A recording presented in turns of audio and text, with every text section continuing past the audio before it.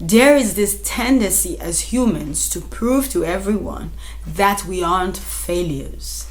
There is this need to protect the image that we have created, leaving no room for flaws or imperfections. We really want others to believe that we are perfect, that we are the best, that we have the perfect husband, the perfect boyfriend, the perfect job, the perfect life, whatever. We really want people to believe that about us. Hello dearly beloved, thank you so much for joining me again today. I am Joy Evirimona, also known as Jem, the Beloved. So you may be wondering, what's up with the title, The Purge? Well, first, let me define it.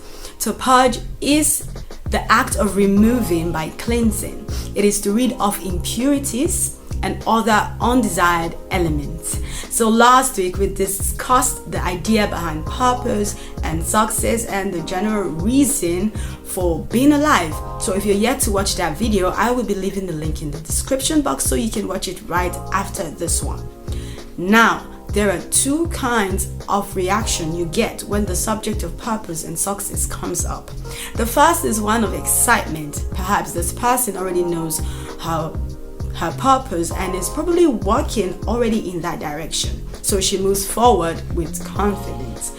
But the other one, she's still unsure. She's full of fear and she's full of self-doubt. So she remains where she is, refusing to step up or to rise up to the occasion. She doesn't believe that she has what it takes and she provides all the reasons while she thinks she's not perfect for the job.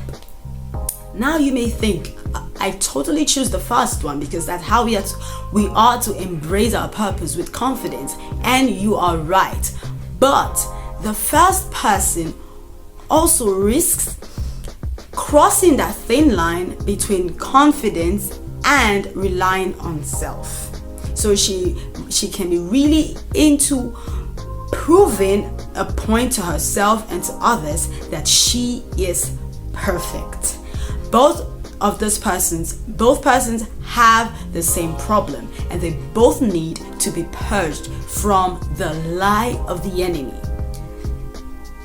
that they need to be perfect. Well, this is the truth behind the lie. You don't need to be perfect. God does not need a bunch of perfect children, all prim and proper. Guess what?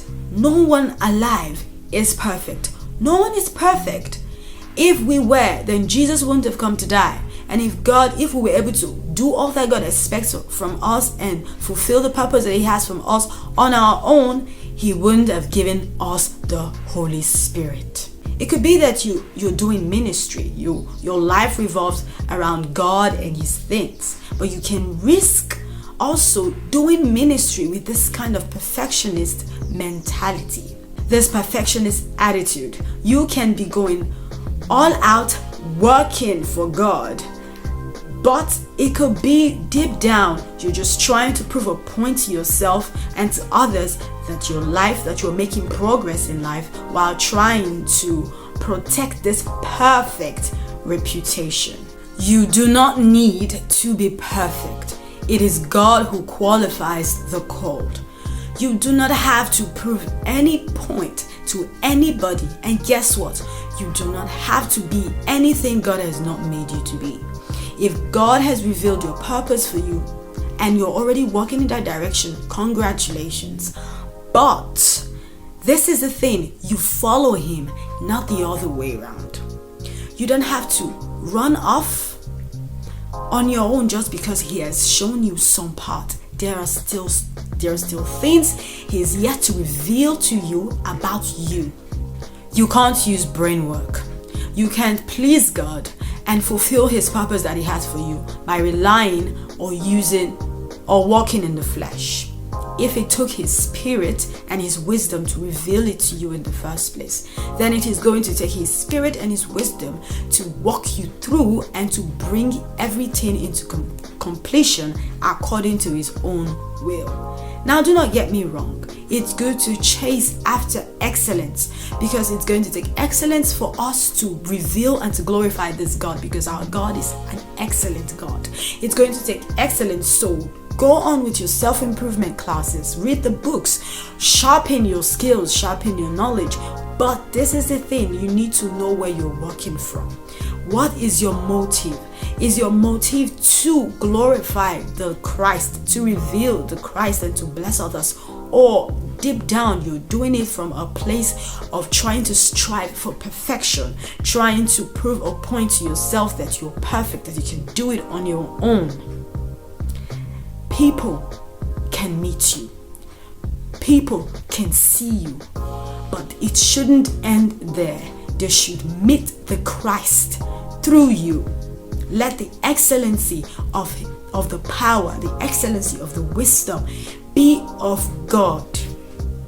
And if you are the other person, you're full of fear, full of self-doubt, and you think you don't believe that you can do what God has asked you to do, you need to trust God. You need to learn to trust God and to just be what He wants you to be.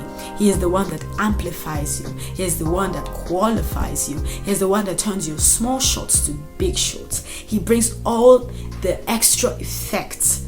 But you need to believe Him, and you need to rise up and be what He wants you to be. You need to trust Him to make you into what He wants you to be.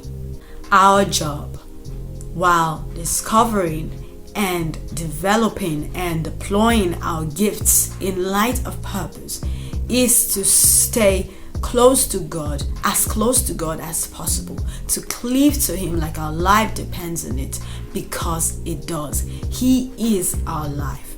Our relationship with God matters because it is our communion with Him that strengthens our activity.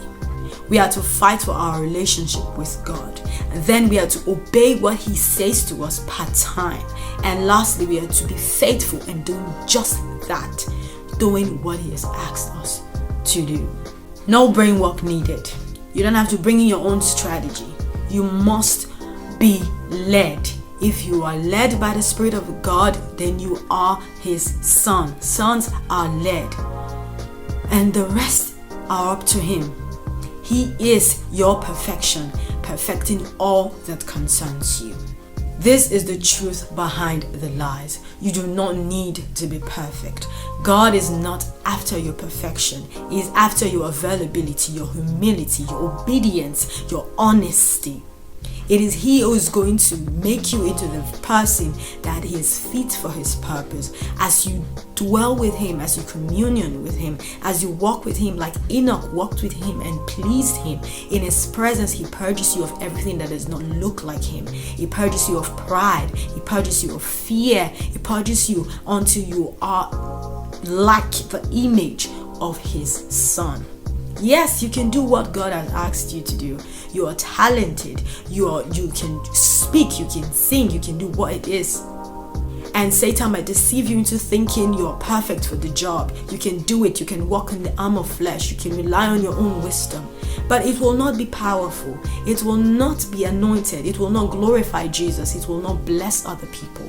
Because flesh cannot please God. It has to be by His Spirit. It has to be by His wisdom. You have to rely on Him for it to be a blessing. So, fight for your relationship as you chase purpose, for He is your purpose. Fight for your relationship with God. If you would lose anything at all, do not lose your relationship, because in His presence, He purges you of all impurities, everything that does not look like Him. If you are prone to pride or overconfidence, this is your verse, John 15:5. I am the vine and you are the branches. If you abide in me and I abide in you, you will bear much fruit, for without me you can do nothing. And if you are prone to fear and you really can't believe God has so much in store for you, this is your verse, Philippians 4:13. I can do all things through Christ that strengthens us. Do not allow Satan plague you with this lie of perfection. You don't have to be perfect for God to use you, and you don't have to be perfect to fit the picture. You just have to be humble enough. The rest is His job. Did you enjoy this video? If you did, then right now please give it a big thumbs up so someone else can benefit from it. And if you subscribed so far, you haven't, right now also please just hit the subscribe button and remember to turn on the notification bell so you'll be the first person to know when I upload a new video. I thank you so much for watching this far, and remember, Jesus is King and you is beloved. I will be seeing you in my next video. Bye.